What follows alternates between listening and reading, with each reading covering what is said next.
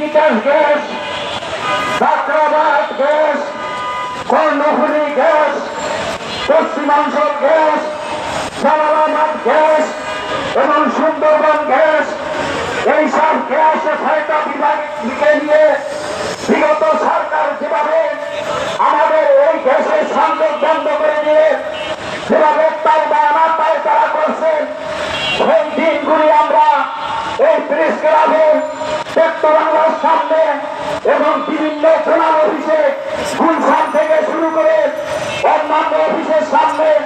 আমরা যেভাবে হোক আমরা জানান দিয়েছি। কিন্তু বিগত সরকার ওই জ্বালানি মন্ত্রী নজরুল হামিদ ওই কখনো কোনো সময় এইসব আমাদের এই আপত্তি বিপত্তি কখনো কোনো সময় আমাদের কানে নেয় নাই। সংগ্রামী সাথী ও বন্ধুগণ, আমাদেরকে বিপদে ফেলে,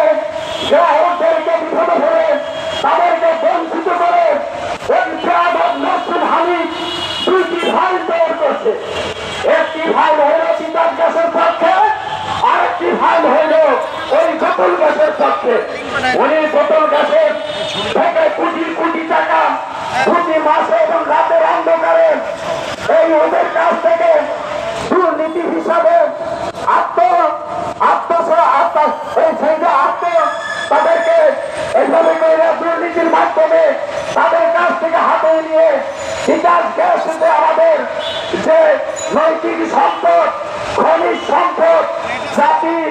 এইটা মৌলিক অধিকার, সেই সম্পদ থেকে আমাদেরকে বঞ্চিত করে বোতল গ্যাসের উপরে ওই কোম্পানির উপরে ওই রুবি সরকার অর্থাৎ ওই নজরুল হামিদ তৎকালীন সময়ে উপদেষ্টা যারা জ্বালানি ছিলেন তাদের মাধ্যমে আমাদেরকে বঞ্চিত করা হয়েছে। সংগ্রামী সাথী ও বন্ধুগণ, গ্রাহক একদিকে গ্যাস পাচ্ছে না, আজকে 10 থেকে 12টা বছর পর্যন্ত আমরা এই গ্যাসের আন্দোলনে আমরা বক্তব্য দিয়ে যাচ্ছি, মানববন্ধন করে যাচ্ছি, স্মারক লিপি আমরা জমা দিয়ে যাচ্ছি। আমরা সচিবালয় জ্বালানি সচিবালয় থেকে শুরু করে ব্যক্ত বাংলায় তিতাস গ্যাস বিভিন্ন জেলার অফিসে বিভিন্ন সেক্টরের 6টি বিভাগের মাধ্যমে যে ঠিকাদার ভাইরা আছেন,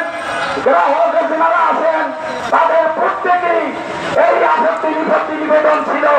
যে আমাদের গ্যাস চালু করার জন্য, গ্যাস চালু করার জন্য আমাদের ঠিকাদারদের পক্ষ থেকে, গ্রাহকদের পক্ষ থেকে আপত্তি একটাই ছিল, আবেদন নিবেদন একটাই ছিল, সেটি হলো আপনি যদি লাইন যদি সংপ্রসারণ না করেন, নতুন লাইন যদি আপনি না ফেলান, তাহলে যে লাইনগুলি আছে সেই লাইনগুলির মাধ্যমে ওই ভিতরের লাইন থেকে যারা পাশের বাড়িতে গ্যাস আছে, আমার বাড়িতে গ্যাস নাই, এই সব সেই লাইন থেকে সংযোগের ব্যবস্থা করেন। কিন্তু